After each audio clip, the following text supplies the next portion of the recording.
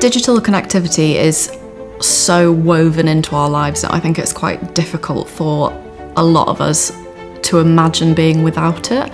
But 33% of people in the world are without it. They don't have those connections. And I just think the things that we use it for now is things like accessing healthcare, accessing education. You can run a business from a smartphone these days, and that's the kind of access that something you might take for granted. If you don't have that, the difference it can make is astounding.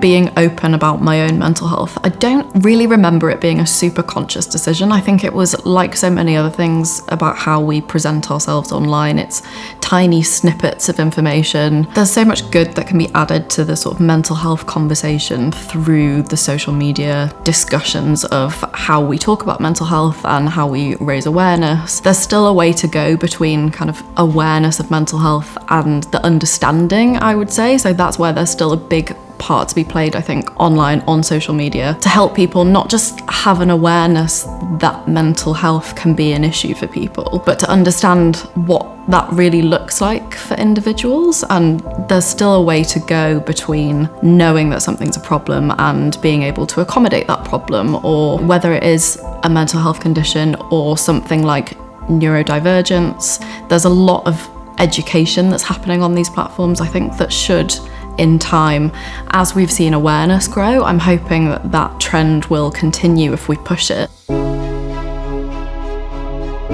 I think for young people, the amount of access they have to being online can be kind of a double-edged sword, as in mental health-wise, there's so much good that comes with it in terms of finding community and being able to connect to people who are similar to you or learn from people who are different than you. And the difficult thing, I think, is also feeling like when something negative does happen, it feels like everybody in the whole world can see that negative thing happening to you at the same time. So all humans are biased to be negative, and we notice the negatives in life. Take 100 positive comments and we'll notice the negative one. When you combine that with social media and everything being online, not only do you notice that negative comment, but you assume everybody else is also really zoned in on those negative things about you, and that's what feels so exposing and makes such like a sense of vulnerability on social media at times, I think. When it comes to things like advertising, you might Google an insecurity about yourself and suddenly the algorithms have picked that up and will feed it back to you as, you know, ways to fix the problem that you have with yourself. And so often it's not about what you look like at all, but they'll always tell you it is. There's so much misinformation online, and sometimes that's accidental and somebody will reshare a story that maybe wasn't fact-checked well enough and it spreads like wildfire. Sometimes it is intentional and quite insidious, the way that people are able to plant these stories and fake news and all that stuff that you hear about. I think it's very easy for that to get ingrained, and there's also such a tendency towards echo chambers, which again is then fueled by algorithms, and we like to be in spaces where we agree with people.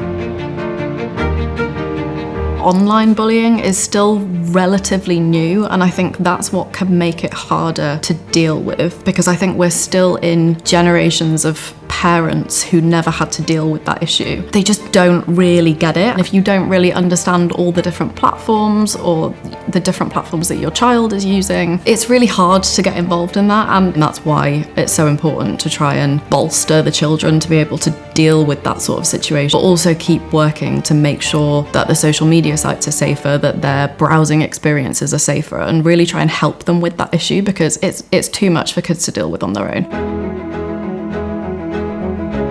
When I was growing up, it was the last sort of generation where, you know, we'd watch TV, but there were no iPads, kids didn't have mobile phones, and I'm actually really grateful for that, because I think it was a lot easier to be a younger teenager without social media. We would go to the park by ourselves, you know, walk down the street, go take the dog for a walk, and I just don't feel like that's the world we live in anymore. Everything's a lot more digital. You do get nostalgic for the simpler things in terms of, you know, the climbing trees and the playing in the park and all of those things that people like to idealise about the past. It's, I think, quite a difficult time to be a person. There's a lot of self-care conversations that need to be involved in that, in terms of trying to make sure that we can get through what is a very messy world the best that we can.